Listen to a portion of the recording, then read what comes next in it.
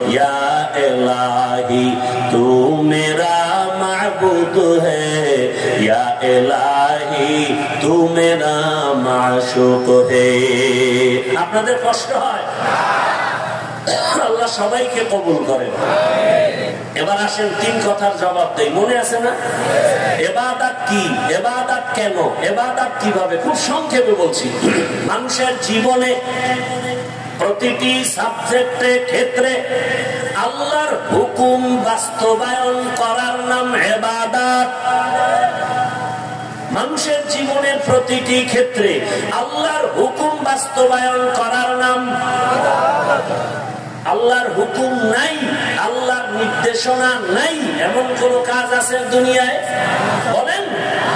এরে আল্লাহর বান্দারা, আল্লাহর হুকুম জীবনে বাস্তবায়ন করো। অনেকে মনে করে মসজিদে ঢুকো, তাসবিহ লও, জিকির করো, পাগড়ি বাঁধো, তেলাওয়াত করো, ইবাদত শেষ। না, ইবাদত একটা বিশাল বড় চাদর। গোটা দুনিয়াটাকে ইবাদতের চাদরে আল্লাহ আটকায় দিয়েছেন। তুমি বাথরুমে যাও ইবাদত, খানা খাও ইবাদত, ঘুমাও ইবাদত, ব্যক্তি হিসাবে তুমি আল্লাহর হুকুম জারি করো ইবাদত, সন্তানের উপরে আল্লাহর নির্দেশ জারি করা ইবাদত, তোমার স্ত্রীর উপরে আল্লাহর হুকুম চালাও ইবাদত, তোমার সংসার চালাও ইবাদত, তুমি ব্যবসায় যাও আল্লাহর হুকুম মতো ইবাদত, তুমি আল্লাহর হুকুমে চাকরি করো ইবাদত, আল্লাহর হুকুমে তোমার সমাজটা চালাও ইবাদত। আল্লাহর নির্দেশনা নাই বলতে কোনো কাজ নাই। জীবনে সব ইবাদত, জীবনে সব ইবাদত। ইবাদত কি? আল্লাহর হুকুম জীবনে বাস্তবায়ন করা। ইবাদত কেন করব? ইবাদত কেন করব? একমাত্র কারণ, রবের সাথে হবে আমার মুলাকাত, রবের সাথে হবে আমার মুলাকাত, আর পুরস্কার হিসাবে পাবো জান্নাত। পুরস্কার কি? টার্গেট কি? ইবাদত করার টার্গেট কি? রবের সাথে মুলাকাত। ফামান কানা ইয়ারজু লিকা রাব্বিহি ফালইআমাল আমালান সালিহা ওয়া লা ইউশরিক বিইবাদাতি রাব্বিহি আহাদা। আল্লাহ বলেন, নবী বলে দেন, আমার সাথে যারা সাক্ষাৎ করতে চায়, আমার মুলাকাত চায়, তাদের কর্মসূচি দুইটা। এক নাম্বার নেক আমল করবে, দ্বিতীয় কর্মসূচি নীতিবাচক। শিরকের গন্ধ যেন না থাকে, শিরকের গন্ধ যেন না থাকে। আল্লাহ যত বড়, আল্লাহর ইজ্জত, আল্লাহর ওয়াহদানিয়ত তত বড়, আল্লাহ পাকের ক্ষমতা তত বড়। এই ক্ষমতার কারো নাই। যদি মনে করে আছে, মনে করার নাম শিরক। যারা মনে করবে তাদের নাম মুশরিক। মুশরিকদের জন্য জান্নাত হারাম। ওয়া ইউশরিক বিল্লাহ ফাকাদ হারামাল্লাহু আলাইহিল জান্নাহ। ইবাদত কেন? রবের সাথে মুলাকাত। পুরস্কার কি পাবো? কি পাবো? জান্নাত। আল্লাহ নিজেই বলেন, ইন্নাল্লাযীনা আমানু ওয়া আমিলুস সালিহাত কানাত লাহুম জান্নাতুল ফিরদাউসি নুজুলা। ঈমান আনো, নেক আমল করো, ফলাফল পুরস্কার পাইবা তুমি জান্নাত। আর জান্নাত পাইয়াও তোমার অন্তর শান্ত হবে না। আসল হলো রবের সাথে মুলাকাত। জান্নাত সব গেছিয়া, জাহান্নামীরা জাহান্নামে, জান্নাতীরা জান্নাতে। সবাই রুমে রুমে আছে, বিল্ডিং এ আছে। ওখানে কোনো বুড়া নাই, বুড়ি নাই, কালো মানুষ নাই, ওখানে বাথরুম নাই, ওয়াশরুম নাই। জান্নাত এত সুন্দর। এবার আল্লাহ যাবেন, আল্লাহ যাইয়া বলবে, ও আমার আদরের বান্দা বান্দিরা, জান্নাত পাইছুনি? বলবে, হ্যাঁ রব পাইছি। স্বাদ মিটছে? হ্যাঁ মিটছে। জান্নাত পেয়ে খুশি হইছো? যার জান্নাত তারে দেখছো না তো? আগ্রহ জাগবে, আল্লাহ তোমারে তো দেখতে মনে চায়। আল্লাহ বলবেন, ফেরেশতারা সুন্দরভাবে মঞ্চ বানাও, স্টেজ বানাও। আজ আমি আমার আশিকদেরকে ৭০,০০০ নূরের পর্দা উঠাইয়া আমি এমন ভাবে আমার মহব্বতের গোলামদের সাথে মুলাকাত দিব, পূর্ণ পূর্ণিমার চাঁদ দেখতে গিয়ে যেমন কারো কোনো ভিড় হয় না, ধাক্কা ধাক্কি হয় না, আমার জান্নাতীরা আমাকে এরকম স্পষ্ট মজা করে দেখবে। আল্লাহরে দেখতে চাননি? বেশি বেশি বিড়ি টানবেন আর আলেম ওলামারে গালাগালি করবেন, দেখবেন ঘুমের মধ্যে মোলাকাত হয়ে যাবে। আল্লাহ হেদায়াত দান করেন।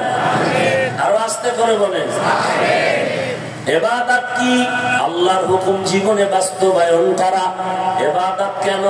রবের সাথে মোলাকাত, পুরস্কার।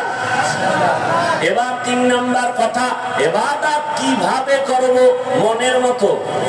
শয়তানে যেরকম কয়, ডাক্তার যেরকম কয় না, ভালো করে মনে রাখবেন, ইবাদত হবে একমাত্র, শুধুমাত্র, কেবলমাত্র মদিনাওয়ালা রাসূলের আদর্শ অনুযায়ী। আর কারো আদর্শ মানা যাবে? কেন যাবে না? দুনিয়ার সবার আদর্শ না পাক, না পাক, না পাক, একমাত্র মদিনাওয়ালা রাসূলের আদর্শই হলো পাক। রাসূলের আদর্শের মতো দামি, পারফেক্ট আর পাওয়ারফুল আদর্শ দুনিয়াতে আর বলার সময় আমার হাতে নাই। মক্কা নগরীর মানুষ এতটা ইতর, এতটা দুশ্চরিত্র, এতটা লম্পট, নারী আর পুরুষ একসাথে উলঙ্গ হইয়া বাইতুল্লাহর দেওয়ালটারে তাওয়াফ করে, প্রদক্ষিণ করে। এরা ভালো মানুষ? কোন পশু জবাই করলে রক্ত লইয়া বাইতুল্লাহর দেওয়ালে মাখে? ভালো মানুষ না। বাবা হইয়া কন্যাকে দেখতে পারে না, নিজে কন্যার গলা টিপে মেরে ফেলে। কত খারাপ এই মানুষগুলো। রাসূলের আদর্শ পাইয়া এতটা দামি হয়ে গেল, আল্লাহ লিস্টি পাঠায় দিয়া কয়, জিবরাইল যা রাসূলকে জানায়া দাও, এই লিস্টিতে যাদের নাম আছে এরা বিনা হিসাবে জান্নাতি। আতিনা ফি দারে দুনিয়া না হাসান, আতিনা ফি দারে উকবা না হাসান। ও আমার আমিনপুরের বাবারা, ও বৃদ্ধ বাবাজিরা, ও আমার কলিজার যুবক বাবারা, পর্দার আড়ালের মা বোনেরা, ভালো করে বুঝো।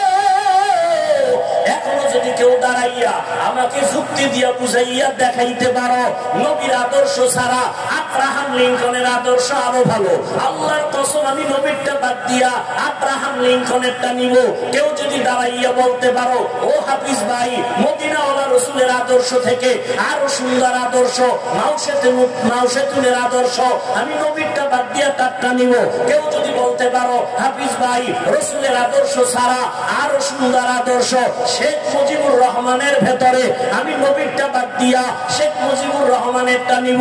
কেউ যদি বলতে পারো হাফিজ ভাই, নবীর আদর্শ বাদ দিয়া আরো সুন্দর আদর্শ জিয়াউর রহমান সাহেবের ভেতরে, আমি নবীরটা বাদ দিয়া জিয়াউর রহমান সাহেবেরটা নিব। কেউ যদি বলতে পারো রাসূলের আদর্শ থেকে আরো সুন্দর আদর্শ এরশাদ সাহেবের ভেতরে, আমি নবীরটা বাদ দিয়া এরশাদ সাহেবেরটা নিব। বলতে পারবা কারো কলিজা আছে? নাছে?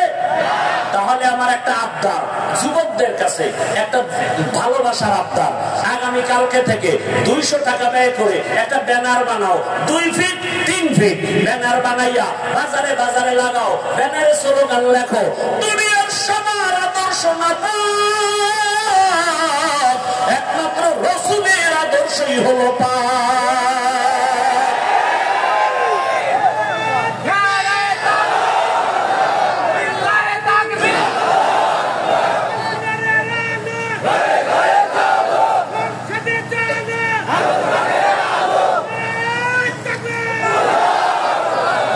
দুনিয়ার সবার আদর্শ কি?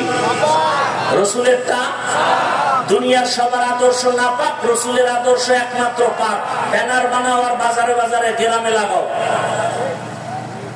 আর একটা ব্যানার বানাও, ওই ব্যানারে লিখবা, আল্লাহর কসম এই জমিনে যতদিন পর্যন্ত রাসূলের আদর্শ কায়েম হবে না, ততদিন পর্যন্ত জমিনে শান্তি কেউ দেখবে না।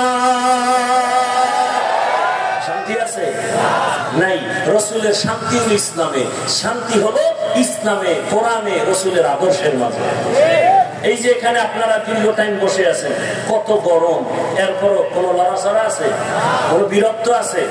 এটা কি পুলিশের ভিড়ার ভয়, র্যাবের বাড়ির ভয়? এটাই ইসলামের আদর্শ। প্রমাণ করে ইসলাম শান্তি দেয়, পৃথিবীর আর কেউ শান্তি দেয় না। শান্তির একমাত্র ঠিকানার নাম ইসলাম। আর চাপাবাজি করবে আজীবন, শান্তি দিতে পারবে না রাসূলের আদর্শ ছাড়া। রাগ করতেছেন? আপনি মানেন আর না মানেন, চুপ থাকবেন, কিন্তু বিরোধিতা করলে ছাড় নাই। প্রথম কথা মনে আছে, নামাজ পড়েন না, আপনাকে সালাম দিব, চুপ থাকেন। নামাজের বিরুদ্ধে কথা বললে ছাড় নাই। আরেকটা পয়েন্ট মনে রাখবেন, এই জমিনে হুজুরেরা, আলেমরা যেই মাঠে নাই আন্দোলন করছে, সেই আন্দোলন কামিয়াব হয়ে গেছে। খুব সতর্ক, সাবধান। আমরা আপনাদের কলিজার বন্ধু, আমাদের মতো বন্ধু আপনাদের কেউ নাই, কসম আল্লাহ। আমাদের মতো বন্ধু, ওলামায়ে কেরামের মতো বন্ধু এই জাতির জন্য নিঃস্বার্থ বন্ধু আর কেউ নেই। আধা মিনিট একটা উদাহরণ দেই, জানলে জবাব দিবেন, না জানলে চুপ থাকবেন। সরকারি যারা চাকরি করে, বেসরকারি চাকরি করে, প্রতিদিনের ডিউটি কত ঘন্টা জানলে বলেন? বলেন না কেন? মাসে বেতন কত? নিম্নে 20,000। সত্য কথা বলছেন না? 20,000 টাকা বেতন, 8 ঘন্টা ডিউটি। আপনাদের অত্র অঞ্চলের ইমাম সাহেব আছেন এই মসজিদে, ডিউটি কয় ঘন্টা প্রতিদিন? বলেন, বেতন কত? আল্লাহ বিবেক দিছে, বিবেকের জিজ্ঞাসা করেন তো, এর থেকে জুলুম জমিন আর আসেনি? এরপরে এত জুলুম করার পরও এরপরও হুজুরেরা গালি দেয়। হুজুর কত রিমান্ডে রাখে, জোহরের নামাজে নাই। রিক্সাওয়ালাকে হুজুর গেছিলেন কই? কে তুই? আমি রিক্সা চালাই। তোর এত পাওয়া, 5 টাকা বেতন দিই। এরকম বেয়াদব আছে না নাই? এত বেয়াদবি করার পরে ইমাম সাহেব করে গালি দিছে। মোনাজাতটা দিলেই দোয়া, এলাকায় শান্তি দাও, অসুস্থ রোগীর সুস্থ বানাও, কবরওয়ালাদের জান্নাত দাও, ব্যবসায়ীদের বরকত দাও। এরপর ঘুরে ফিরে হুজুর খারাপ, হুজুর খারাপ, হুজুর খারাপ যারা কয়, ওর রক্ত খারাপ, রক্ত খারাপ, রক্ত খারাপ। আল্লাহ হেদায়েত দান করুন। وما خلقت الجن والإنس إلا ليعبدون। রহমতের নবীর আদর্শ পাক, আর বাকি সবারটা নাপাক কেন? কারণ ওর দেমাগ নাপাক, ওর গুনাহ করার কারণে চোখ নাপাক, কান নাপাক, অন্তর নাপাক, হাত নাপাক। এরপর খায়ও 3 বেলা পেট ভরে খাইয়ে যে সরাই বিড়ি টানে, কেমন পাক। আর একটু আপডেট হইলে গাঞ্জা, আর একটু আপডেট হলে মদের বোতল খাইয়েই জিকির শুরু করে না কেউ? আমিনপুরের বাবারা কেউ মদ পান করে জিকির টিকির করে দেখছেন? বরং মদ পান কইরেই বউরে মা কয়, দেমাগ ঠিক না ব্যাঠিক? ও পাক না না পাক? এমন না পাক মানুষের চরিত্র ফুলের মতো পবিত্র। ভূতে পাইছে, ভূতে না? আল্লাহ হেদায়েত দান করুন। লঙ্গির ভিতরে লাগছে গোবর, গোবর চিনেননি? কি ভারত থেকে আসে এই গোবর? পাক না না পাক? লাগছে কই? লঙ্গি। এখন এই নাপাক গোবর দূর করতে হলে কি লাগবে? এখন একজনে পানি খুঁজতে খুঁজতে মাথা গরম, ঘাম ছুটে গেছে, আর একজনে কি ওকে পানি খুঁজি কেন? লঙ্গিতে কি লাগছে? ভাই তুই পাগল নাকি? এত খোঁজো পানি, পানি তো নিজের কাছেই আছে, আছে না? সত্য কথা বলেন, আছে না? পানির নাম কি? পেশাব। ভাই তুই আমার এই আধা ঘন্টা আগে কেন বললি? এই বুদ্ধি থাকলে ঘাম ছুটে দিতাম। তো চিন্তা করছে না, বুদ্ধি একেবারে খারাপ না, ঠেকা কাম সারি প্রস্রাব দিয়া গোবর দিয়া ফেলাইছে। কেমন পাক হয়েছে আপনাকে আমিনপুরের ফতুয়ায়? কি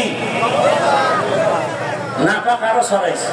ঠিক, গোবরের নাপাক প্রস্তাব দিয়া ধুইলে যেমন নাপাক আরো ছড়ায়। যে নামাজ পড়ে না, রোজা রাখে না, সুদের সাথে জড়িত, ঘুষের সাথে জড়িত, পর্দা করে না, হালাল নাই, গুনাহ গুনাহ জেনা করে, মানুষের উপরে জুলুম করে, খায় নাপাক, এমন নাপাক হলে যদি বলি আমগো ভদ্দারে পাক বানা দাও, আরো নাপাক ছড়ায় যাবে। বড় সাবধান। রহমতের নবীর আদর্শ এত সুন্দর, কারো সাথে কোনো ঝগড়া নাই। নবীর আদর্শ বলে আগে দেখলেই সালাম দাও। সালাম মানে কি? শান্তি। সেও আবার বলে ওয়ালাইকুম আসসালাম, সেও দোয়া করে শান্তি। দুই দিক দিয়ে যখন শান্তির দোয়া চলে, ওখানে অশান্তি থাকতে পারে না। নবীর আদর্শের মধ্যে মিথ্যা কথা নাই, নবীর আদর্শে গালাগালি নাই, নবীর আদর্শে কারো হক নষ্ট করা নাই। নবীর আদর্শ বলে ও বড়রা ছোটকে আদর করো, ছোটরা বড়কে স্নেহ শ্রদ্ধার নজরে দেখো, খবরদার বেয়াদবি করবা না। ও আমার আমিনপুরের বাবারা, পর্দার আড়ালের মা বোনেরা, যুবক বাবারা, আমি একটু আগেও বলেছিলাম তুমি ডাক্তারি পড়ো, ইঞ্জিনিয়ারিং পড়ো, স্কুলে পড়ো, কলেজে পড়ো, তোমার কাছে আমার বিদায় বেলা দাবি নবীর আদর্শের মালা লাগাও। তুমি ডাক্তার হও, আমগো মাদ্রাসা আইসা হুজুর হওয়া লাগবে না। আমগো দেশে হুজুর কম না বেশি? অনেক বেশি। মাওলানার অভাব নাই, মুফতির অভাব নাই, মুফাসসিরের অভাব নাই। আউযুবিল্লাহ বলে না, মুফাসসিরে কোরআন আছে না নাই? অভাব নাই। ফতুয়া দেওয়ানের হুজুরের অভাব নাই, ইমামের অভাব নাই, তাফসীর করনেওয়ালার অভাব নাই, মুফতি সাহেবের অভাব নাই, পীরের অভাব নাই, মুবাল্লিগের অভাব নাই, মুজাহিদের অভাব নাই। আমগো দেশে অনেক হুজুর আছে। এখন দরকার আমগো দেশে আদর্শবান ডাক্তার নাই, আমগো দেশে আদর্শবান ইঞ্জিনিয়ারের প্রয়োজন, আদর্শবান এসপি দরকার, আদর্শবান ডিসি দরকার, আদর্শবান ওসি দরকার। আজকে যদি আমার দেশের সব ওসি আদর্শবান হইতো, আর আদর্শ পাক কাটটা, আদর্শ পাক কার? আদর্শ পাক একটু আগে বলছি না, সেই আদর্শওয়ালা যদি ওসি সাহেব হইতো, 5 ওয়াক্ত নামাজ পড়ে, ডিসি সাহেব আদালতে বসে 5 বেলার নামাজও পড়ে, এসপিও নামাজ পড়ে, আমাদের দেশে কোরআনের বয়ান চলতো, কোন সুদখোরের থেকে অনুমতি নেওয়া লাগতো না। এজন্য বলে গেলাম, ও যুবক বাবারা, ডাক্তার হও, ইঞ্জিনিয়ার হও, প্রফেসর হও, এসপি হও, ডিসি হও, মন্ত্রী হও, এমপি হও, চেয়ারম্যান হও, ব্যবসায়ী হও, চাকরিজীবী হও, তবে বেয়াদব হইও না। বলবা হাফিজ ভাই বেয়াদব হবো না মানি? সংক্ষেপ কথা হলো, মা বাবার সাথে বেয়াদবি করবা না, শিক্ষকের সাথে করবা না, ওলামায়ে কেরামের সাথে করবা না। জীবনটা তোমার বিপন্ন হবে, জীবনটা মরার আগে ধ্বংস হয়ে যাবে। শুরুতেই বলছিলাম, তোমার মতো জেনারেল লাইনের যুবক স্কুল কলেজে পড়ে, 5 বেলার নামাজ পড়ে, ডাক্তার প্রফেসর ইঞ্জিনিয়ার 5 বেলার নামাজ পড়ে, বলো তুমি পারো না কেন? তোমার মতো ব্যবসায়ী চাকরিজীবী 5 ওয়াক্ত নামাজ পড়ে, র্যাব আর্মি পুলিশ বিডিআর এর চাকরি করে, নামাজ ছাড়ে না, বলো তুমি কেন পারো না? মা বাবার বরদোয়া নিও না রে বাবা, শিক্ষকের বরদোয়া নিও না, ওলামায়ে কেরামের বরদোয়া নিও না। মা বাবার দোয়া নিয়া, শিক্ষকের দোয়া নিয়া, ওলামায়ে কেরামের পরামর্শ নিয়া নবীর আদর্শ মেনে ডাক্তার হও, দেখবা পুরো দেশের মধ্যে তোমার সম্মান। একটা তুমি আদর্শবান দোয়া নিয়া একজন ইঞ্জিনিয়ার হও, একজন প্রফেসর হও, দেখবা জীবনটা সম্মানে ভরে যাবে। ডাক্তার হইয়া যদি বেয়াদব হও, তাসলিমার মতো জুতা খাইয়া দেশ থেকে পালাতে হবে। কপাল এমন ধরা পড়বে, লাশটাও দেশে আসা কোনো অসম্ভব হয়ে যাবে, অনিশ্চিত হয়ে যাবে। ও যুবক বাবা, জীবনে তো গুনাহ কম করো নাই, এখনো কি শখ মিটে নাই? তওবা করবা না? আরে মনে করছো আমরা টুপি মাথায় দিয়ে বুঝি বিপদে আছি না? আরে মহামারী করোনায় তো কোনো হুজুর বিপদে পড়ে নাই, মাদ্রাসা বন্ধ হয় নাই, স্কুল কলেজ বন্ধ, চাকরি বন্ধ, ফ্যাক্টরি বন্ধ, কোরআনের মাদ্রাসা বন্ধ হয়? না খায় মরে নাই। অতএব অনুরোধ করি রে বাবা, টুপির কারণে সম্মান কমে নাই, দাড়ির কারণে সম্মান কমে নাই, মাদ্রাসায় পড়ে কোরআন পড়ার কারণে সম্মান কমে নাই। অতএব আমাদের কথাগুলো একটু মানার চেষ্টা করো। আদর্শবান ডাক্তার হও, ইঞ্জিনিয়ার হও, প্রফেসর হও। পর্দার আড়ালের মা বোনেরা, আপনার মতো কত মা কত বোন এখনো আছে নামাজ ছাড়ে না, বেপরদায় চলে না, মোবাইলে সময় নষ্ট করে না, মা বাবার দোয়া নিয়া স্বামীর মাল হেফাজত করে নামাজ পড়ে, মোবাইলে সময় ব্যয় করে না, আম্মা আম্মা জানেরা, আপনারা কেন পারেন না? একটা আদর্শবান ডাক্তার সন্তান রেখে যান, কোরআন পড়বে, ডাক্তারি করবে, নামাজ পড়বে, মা বাবার জন্য কলিজা ভরে দোয়া করবে, এমন একটা আদর্শবান ইঞ্জিনিয়ারের মা হইয়ে কবরে যান। জীবনে গুনাহ যা করেছেন আল্লাহর দরবারে তওবা করেন। ও যুবক বাবারা, কোন দিন মরণের খবর হবে জানা নাই, আল্লাহর কাছে তওবা করো। আল্লাহকে বলো, হে মালিক, জীবনে গুনাহ তো কম করি নাই, গুনার কারণে হাত না পাক, চোখ না পাক, জিহ্বা না পাক, অন্তর না পাক, আজকে থেকে তওবা করলাম, আর নামাজ ছাড়বো না, বেপরদায় চলবো না, দাড়ি কাটবো না, মা বাবার সাথে বেয়াদবি করবো না, শিক্ষকের সাথে বেয়াদবি করবো না, মুরব্বী উলামায়ে কেরামের দোয়া নিয়ে চলবো, নবীর আদর্শ মেনে চলবো।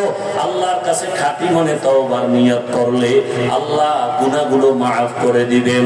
আল্লাহকে মনে মনে বলো, হে আল্লাহ, তওবাওয়ালা জিন্দেগি দান করো, গুনাহমুক্ত জীবন দান করো।